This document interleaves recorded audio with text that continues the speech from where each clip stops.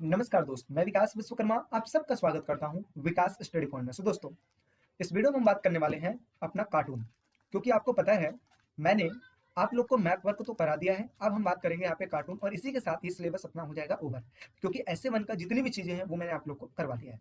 जो cartoon important है सिर्फ उन्हीं चीजों को मैं करवाऊंगा इसमें। साथ ही साथ मैं बता दूं, जिन बच्चों ने मैप नहीं देखा है कृपया करके जाइए और पहले मैप देख लीजिए, क्योंकि वो भी 5 नंबर में आता है और एक कार्टून भी 5 नंबर में आता है। ठीक है, तो इस वीडियो को कंप्लीट करने के बाद भी जा सकते हैं। अच्छा, साथ ही साथ जिन बच्चों को नोट्स चाहिए तो आप सबको पता है विकास स्टडी पॉइंट का जो ऐप है आपको वहाँ पे मिल जाता है। अदरवाइज 7011912793 पर मैसेज करके उस चीज़ों को पा सकते हैं।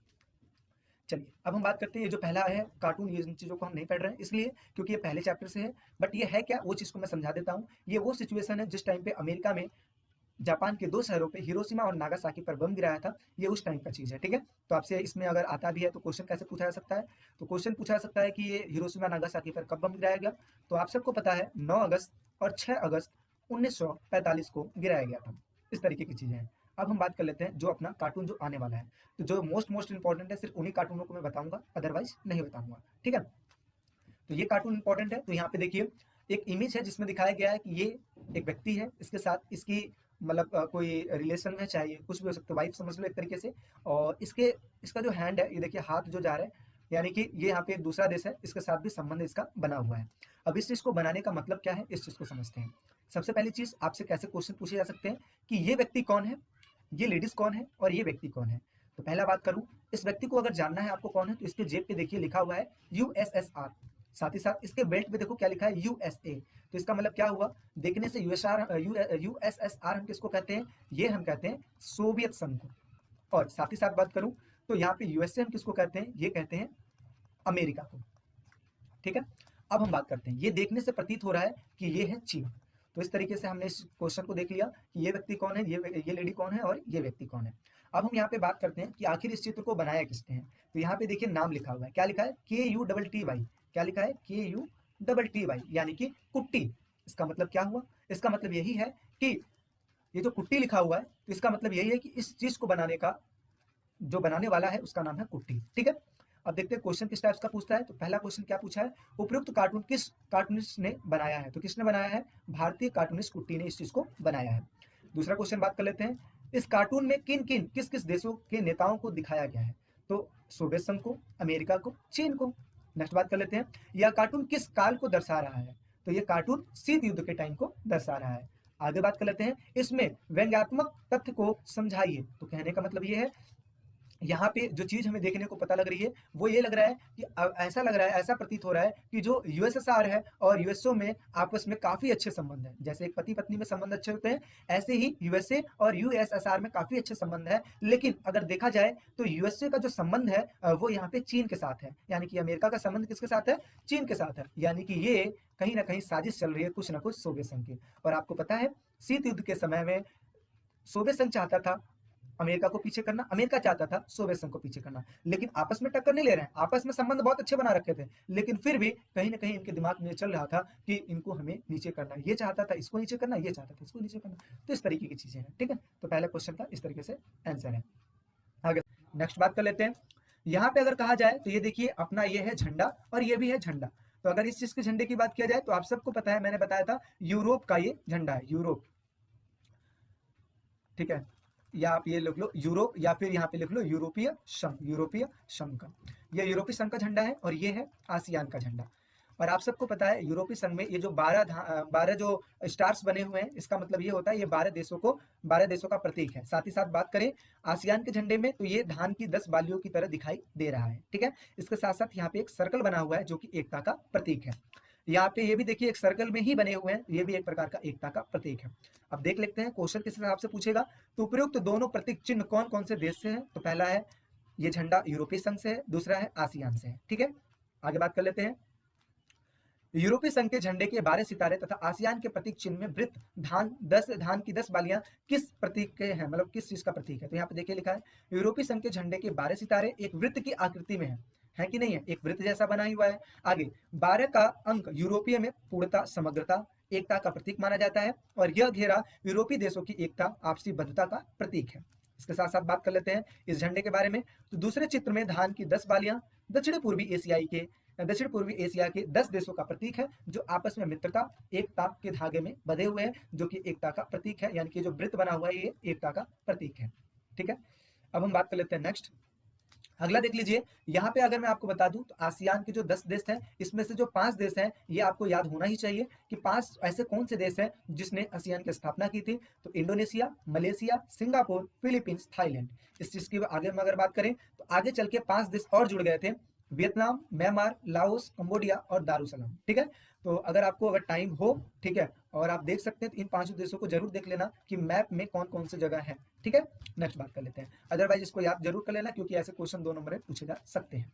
नेक्स्ट बात कर लेते हैं, आगे देखते हैं। ये देखिए दीवार बनी हुई है, ये दीवार बेसिकली चीन की दीवार है और ड्रैगन वहां का प्रतीक है। ठीक है, और ये व्यक्ति आगे खड़ा है, ये है अमेरिका।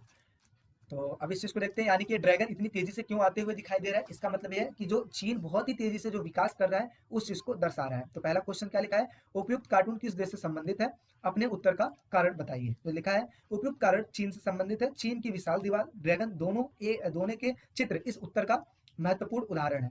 ये दोनों प्रतीक चीन के ही है।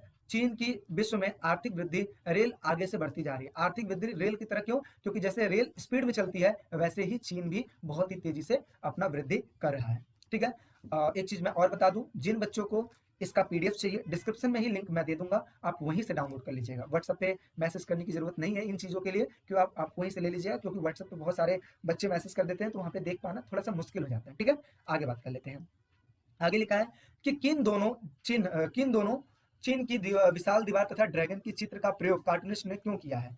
अब देखिए इन दोनों को मतलब ये जो है और इस चीज का, ये जो कार्टूनिस्ट है जो इस चीज को बनाया है, इन्होंने इस चीज को इस तरीके से क्यों दिखा रखा है। तो देखिए क्या लिखा है, इन दोनों का प्रयोग कार्टूनिस्ट ने चीन की आर्थिक विकास को दर्शाने के लिए किया है। साथ ही साथ आगे बढ़ते हैं तो देखिए क्या लिखा है, चीन विश्व में बहुत ही तेजी से उन्नति कर रहा है जिसकी वजह से उसका प्रभुत्व बढ़ रहा है। और साथ ही साथ बात करते हैं तो ये व्यक्ति कौन है, तो देखिए लिखा है अमेरिका के वर्चस्व का प्रतीक है। ठीक है, तो इस तरीके से आप इस कार्टून को भी कर लोगे। नेक्स्ट बात कर लेते हैं, आगे देखते हैं। ये वो स्थिति है, हालांकि ये तो क्वेश्चन पूछेगा नहीं बट कोई नहीं, एक बार मैं चीज समझा देता हूँ। ये वो स्थिति है 1991 की स्थिति है जिस टाइम पे हमारी अर्थव्यवस्था थोड़ी सी गड़बड़ हो गई थी। तो उस टाइम पे मनमोहन सिंह ने क्या किया था, पूरब चलो की नीति निकाला था। इसका मतलब क्या है कि पूरब के देशों के साथ प्रतिस्पर्धा जो है, कंपटीशन करना छोड़ दो, उनके साथ साथ जितना व्यापार हो पाए उनके साथ उतना ही व्यापार करो। ठीक है, तो यहाँ पे देखिए लिखा भी है प्रतिस्पर्धा के बारे में। ठीक है, हमें इसकी आदत डालनी ही होगी। आगे लिखा है पूर्वी एशिया के देश, इसका मतलब यही है कि हमें जितना संभव हो पाए उन देशों के साथ संबंध बना के रखना है जो कि गरीब है, क्योंकि उनको भी लेकर चलना है और साथ ही साथ जितना हो सके हम आपस में व्यापार करें। तो देखिए क्या लिखा है, और पूर्वी एशिया के साथ इन्होंने संबंध बनाने के ज्यादा जोर दिया था, जैसे आसियान के देशों के साथ, चीन के देशों के साथ, जापान के देशों के साथ, दक्षिण कोरिया के जैसे देशों के साथ इन्होंने संबंध बनाने का ज्यादा जोर दिया था। तो पूरब चलो की नीति इन्होंने 1991 में लेके आए थे। अब इस तरीके के क्वेश्चन है, जैसे उपयुक्त चित्र में भारत द्वारा अपनाई गई कौन सी नीति के बारे में, तो 1991 में पूरब चलो की नीति अपनाई गई थी। इस नीति से भारत की विदेशी नीति पर क्या फर्क पड़ा, तो जाहिर सी बात है अगर आसियान, चीन, जापान, दक्षिण कोरिया के साथ जब संबंध स्थापित हो गए तो इसकी वजह से आर्थिक संबंध धीरे धीरे बढ़ता चला गया, इनके विस्तार हुआ। आगे बात कर लेते हैं, भारत के आसियान के किन देशों के साथ मुक्त व्यापार का समझौता है, तो जैसे सिंगापुर के साथ मुक्त व्यापार का समझौता है, थाईलैंड के साथ है। और ये जाहिर सी बात है ये इस वजह से ताकि हम व्यापार को बढ़ावा दे पाए। आगे इस कार्टून में प्रधानमंत्री श्री मनमोहन सिंह जी किस बात की आदत डालने को कह रहे हैं, तो किस चीज का आदत डालने को कह रहे हैं, तो ये है, इसमें लिखा है कि हमें प्रतिस्पर्धा जो है, यानी कि जो प्रतिस्पर्धा है, ये प्रतिस्पर्धा है, कंपटीशन है, इसको हमें हटा देना चाहिए। प्रतिस्पर्धा हमें नहीं करनी है बल्कि जितना हो सके उतना हमें व्यापार करना चाहिए। आगे देखिए क्या लिखा है, आसियान का निवेश, श्रम और सेवा के मामले में मुक्त व्यापार क्षेत्र बनाने के प्रयत्न में कौन से बड़े इस ओर आकर्षित हो रहे हैं। मतलब क्या है कि तो कौन से जैसे जो देश बड़े देश हैं वो कौन से आकर्षित हो रहे हैं, तो भारत और अमेरिका, चीन जैसे जो देश हैं ये आकर्षित हो रहे हैं, खासकर मुक्त व्यापार में। इससे व्यापार में काफी इजाफा मिलता है।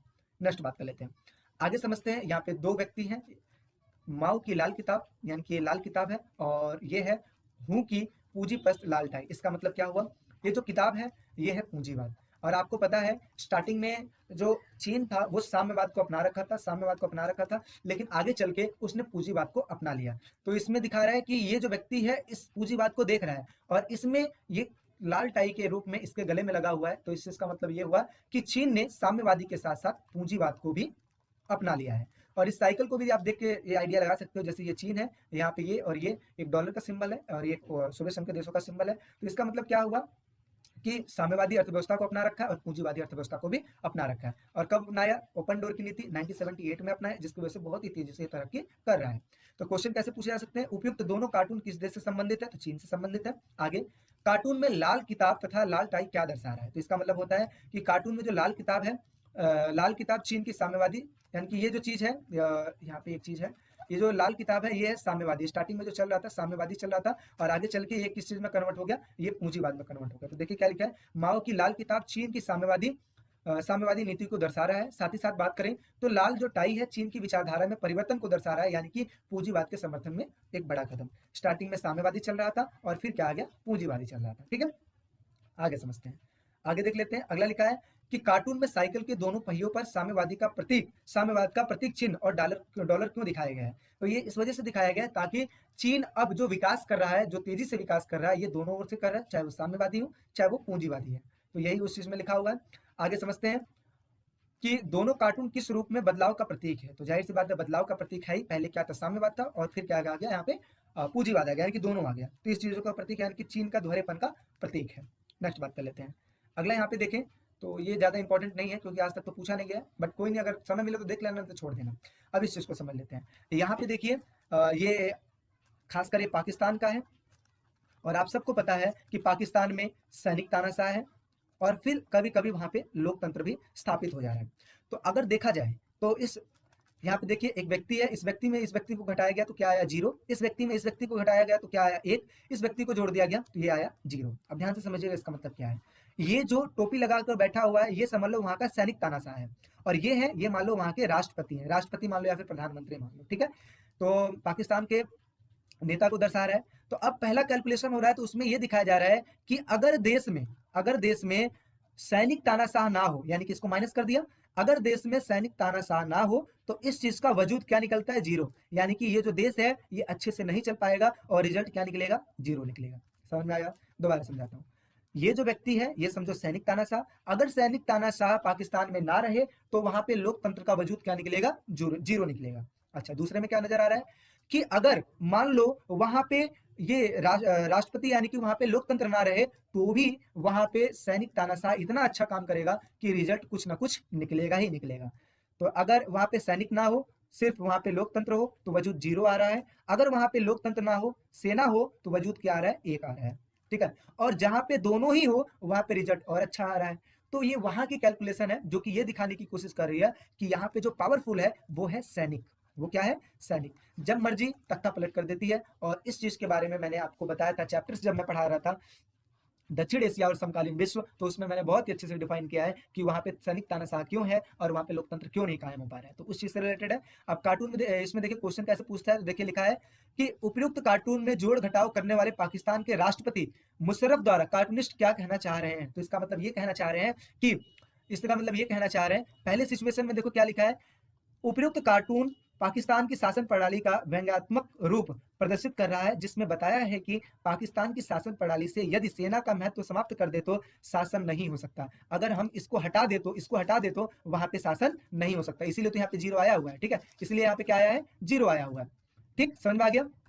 नेक्स्ट बात करते हैं। अगला देखिए क्या लिखा है, राष्ट्रपति, देखिए इसीलिए राष्ट्रपति में से सेना को माइनस कर दिया तो वजूद क्या निकला? 0 निकल गया। आगे, राष्ट्रपति कुछ नहीं कर सकता, वह शक्तिहीन है। अच्छा, दूसरा यदि सेना का शासन हो तो वहां पे राष्ट्रपति की भूमिका निकाल दी जाए, फिर भी वहां पे सेना शासन रहेगा। यानी कि अगर सेना व्यवस्था वहां पे चल रही है और राष्ट्रपति के शासन रहे ही ना, तो भी वहां पे चीजें बहुत ही अच्छे ढंग से चलेंगी। आगे, यदि दोनों की ताकत अगर मिल जाती है तो वो क्या बन जाता है? 1+1 2 बन जाता है। तो यानी कि देखो ये लिखा है ना, 1+1 2 बन जाते हैं, यानी कि दोनों ही रहे तो वजूद बहुत ही अच्छे तरीके से बना रहेगा। तो ये उसी चीज को दिखा रहा है। आगे, सेना के जनरल व राष्ट्रपति की भूमिका को ही कार्टून में इंगित क्यों किया गया है? ये किस चीज का संकेत दे रहा है? देखिए, सेना के जनरल व राष्ट्रपति लोकतंत्र की मजबूती न होने का प्रतीक दिखाई दे रहा है, क्योंकि वहां पे लोकतंत्र का वजूद है ही नहीं, सैनिक तानाशाह का वजूद है। आगे, चूंकि सेना के जनरल कई बार स्वयं को राष्ट्रपति पद के लिए चुनाव को लोकतांत्रिक रूप से रूप देने के लिए स्वयं निर्वाचित करवा लेते हैं, इससे ये पता लगता है कि पाकिस्तान सेना के बिना कुछ नहीं है और वहां पे सैनिक शासन ही अंतिम विकल्प है। अगर कहा जाए पाकिस्तान में, तो बिना सेना के वहां पे राष्ट्रपति का कोई वजूद नहीं है। आगे बात करते हैं, उपयुक्त कार्टून में पाकिस्तान में किस शासन प्रणाली की मजबूती का पता लगता है? तो सैनिक शासन प्रणाली की मजबूती का पता लगता है। समझ में आ गया? अब थोड़ा सा और आगे चलते हैं, कुछ चीजें और हैं जल्दी से हम देख लेते हैं। अब देखिए ये है, ये कार्टून बेसिकली दिखाया गया है, ये यहाँ पे देखिए ये श्रीलंका की स्थिति को दिखाया रहा है। श्रीलंका में आपको पता है वहाँ पे सिंगली भी है और वहाँ पे तमिल भी है कि नहीं है। ये वहाँ के नेता हैं, वो वहाँ के क्या है, नेता है। अब आप ध्यान से देखिए तो ये एक रस्सी पे चल रहा है, और ये नेता को इस तरीके से इसलिए दिखाया गया है क्योंकि वहाँ पे जातीय संघर्ष चलता है, और वहाँ के जो नेता है ये दोनों को बैलेंस करके चल रहे हैं, इसलिए क्योंकि वहाँ पे लोकतंत्र है। कभी ये ज्यादा उग्रवादी बन जाते हैं तो कभी ये बन जाते हैं। तो आपको बहुत सारी घटनाओं के बारे में मैंने आपको बता ही रखा है कि वहाँ पे सिंगली ज्यादा ताकतवर है या तमिल ज्यादा ताकतवर है, ये तो मैंने आपको बता ही रखा है। तो ये उसी चीज के ऊपर है, वहाँ के जो नेता है इन दोनों को, यानी कि इन दोनों जातियों को बैलेंस करके लेकर चल रहे हैं। देखिए उपयुक्त कार्टून कौन से देश की समस्या की तस्वीर प्रकट कर रहा है, तो उपयुक्त कार्टून श्रीलंका के लोकतांत्रिक देश में तमिल उग्रवादी तथा सिंगली कट्टरपंथी की समस्या को प्रकट कर रहा है। दूसरा बात कर लेते हैं, आगे लिखा है कि चित्र में शेर और बाघ को किस रूप में तथा क्यों दर्शाया गया है, उन्हें संभालते हुए शासक को रस्सी पर क्यों चढ़ा दिया गया है। तो देखिए क्या लिखा है, बाघ तमिल उग्रवादी संगठन है। क्या है, बाघ, बाघ किस चीज का है, तमिल उग्रवादी संगठन है, तथा सिंह जो है, ये देखिए इसको कहते हैं बाघ, इसको कहते हैं सिंह। तो देखिए क्या लिखा है, बाघ तमिल उग्रवादी संगठन है तथा सिंह सिंगली समर्थन कट्टरपंथी का प्रतीक बताया गया है। शासक के लिए दोनों को संभाल पाना थोड़ा सा कठिन हो रहा है, और यह संकट शासन को दुविधा में डालते हैं, और उसे रस्सी की धार से राजनीति में संभाल कर दोनों को बराबर बराबर संभाल कर चलना पड़ता है। यानी कि कहने का मतलब यह है कि वहाँ के जो नेता है इनको और इनको दोनों को बैलेंस बनाकर इसलिए लेके चल रहे हैं क्योंकि ये दोनों जातियां वहाँ की मुख्य जातियां हैं, तो इनको अच्छे से करके ले जाना पड़ता है आगे। दोनों सक्षम है, बराबर की टक्कर के हैं, और सरकारें दोनों में से किसी को भी छूट नहीं दे सकती हैं। उसे बड़े नाप तोल के कदम रखने पड़ते हैं और दोनों के बीच संतुलन, यानी कि इस तरीके से चलना पड़ता है कि सिंगली और तमिलों के बीच में जो तालमेल बिठा रहे हैं। आगे समझते हैं, कार्टून श्रीलंका की कौन सी दुविधा को प्रकट कर रहा है, तो कार्टून श्रीलंका की शांति वार्ताओं में होने वाली दुविधा को प्रकट कर रहा है। चूंकि सिंगली तमिल की समस्या सुलझ नहीं रही है तथा शांति वार्ताएं असफल हो रही हैं, इसलिए उसे दुविधा की किसी बात मानने सिंगली समुदाय की अथवा तमिल, यानी कि कहने का मतलब यह है कि ये जो चीज दिखाई दे रहा है ये कि नेता इसकी बात माने कि नेता इसकी बात माने, तो इस वजह से जो नेता है इन दोनों में बैलेंस बना रहा है, इसकी भी मानता है और इसकी भी मानता है, और रोकता दोनों को है, लड़ाई मत करो और बैलेंस बना के रखो, जिसकी वजह से हमारा देश अच्छे से चल पाएगा। ठीक है, थोड़ा सा और बात कर लेते हैं, ज्यादा कुछ नहीं है। ये देखिए इनके बारे में तो मैंने 5वें चैप्टर में पढ़ाई रखा है, जिन बच्चों को पता है, जो बच्चे नोट्स लिए हैं उनको तो पता ही है कि इन पांचों के बारे में मैंने बता रखा है। अब जल्दी से बता दीजिए ये क्या है, तो ये अंतरराष्ट्रीय मुद्रा कोष, ये किस चीज का सिंबल है, तो ये है विश्व बैंक का सिंबल, ये है WTO जो कि लिखा हुआ है। ये किस चीज का है, तो ये है अंतरराष्ट्रीय आणविक ऊर्जा एजेंसी का है, और ये किस चीज का सिंबल है, तो एमनेस्टी इंटरनेशनल है। तो इनके बारे में मैंने पांचों के बारे में 5वें चैप्टर में, यानी कि वो जो अंतरराष्ट्रीय संगठन है उसके बारे में मैंने जिक्र कर रखा है, तो जो बच्चे नहीं देखे वो देख लें। ये किस चीज का प्रतीक है, तो ये है अमेरिका, जिसके हाथ में यूएनओ भी है और जिसके हाथ में वॉर भी है, यानी कि कहा जाए तो अमेरिका के हाथों में दोनों है, एक तरीके से जस्टिस भी है और एक तरीके से लड़ाई भी है। ठीक है, तो इसका मतलब यही हुआ कि उपयुक्त कार्टून वॉर और यूएन को दोनों हाथ में लिए खड़ा व्यक्ति किस देश का प्रतिनिधित्व कर रहा है, तो ये देखिए एक हाथ में वॉर तथा दूसरे हाथ में यूएन थामे अमेरिका को दिखाया गया है। दूसरा, ये कार्टून क्या दर्शा रहा है, तो ये यही दर्शा रहा है कि इसके हाथों में लड़ाई करना भी है और इसके हाथों में यूएनओ भी है, इसलिए क्योंकि ये इसके पास सुरक्षा परिषद का स्थायी सदस्य भी है, साथ ही साथ बहुत सारी चीजें जो कि अमेरिका में स्थापित ही है। और इसके अलावा आपने देखा जो 4 ऑपरेशन है, operation desert storm, operation enduring freedom, operation infinite reach, operation Iraqi freedom, ये अमेरिका ने अपने बलबूते पे किया। ठीक है, तो जाहिर सी बात है ये तभी हो पाएगा जब यूएनओ इसके हाथ में, तभी।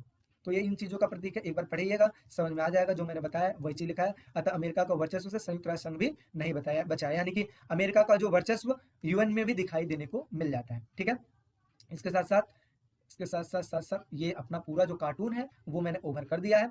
तो आई होप सो आपको अच्छा लगा होगा। ठीक है, अगर अच्छा लगा है तो वीडियो को लाइक कर दीजिए, शेयर कर दीजिए अपने फ्रेंडों में, और साथ ही साथ चैनल पर नए हैं तो सब्सक्राइब कर लीजिए। ठीक है, बाकी नोट्स वगैरह चाहिए तो इस नंबर पर आप मैसेज कर सकते हैं। मिलते हैं एक नेक्स्ट वीडियो में, अभी के लिए